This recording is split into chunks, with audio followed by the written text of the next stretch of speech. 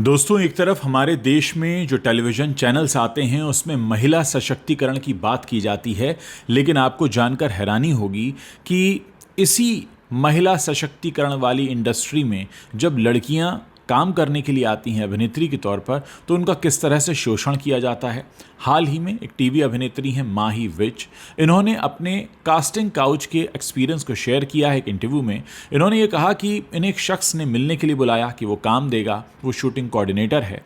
और बाद में उस शख्स ने ये कहा, जब ये उस शख्स की कार की पिछली सीट पर बैठी हुई थी, कि आपको क्रूज़ पर जाने की ज़रूरत है, मैं आपका रेट कार्ड बनवा दूंगा।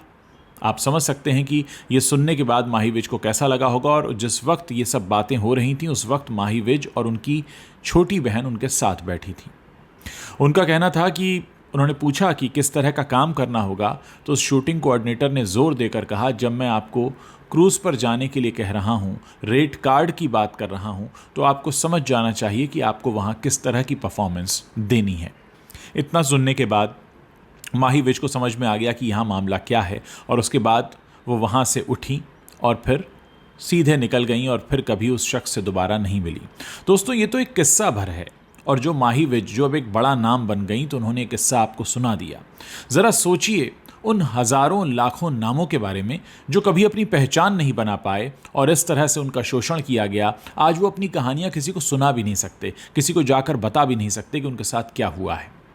अक्सर ऐसी कहानियां तब निकलकर सामने आती हैं जब वो शख्स कुछ बन जाता है, लेकिन जो कुछ नहीं बन पाते, जो सिर्फ अपना शोषण करा के चले जाते हैं, जिनका सिर्फ एक्सप्लॉयटेशन होता है और उसके बाद उनकी कोई खबर नहीं ली जाती, ज़रा सोचिए कि उनके बारे में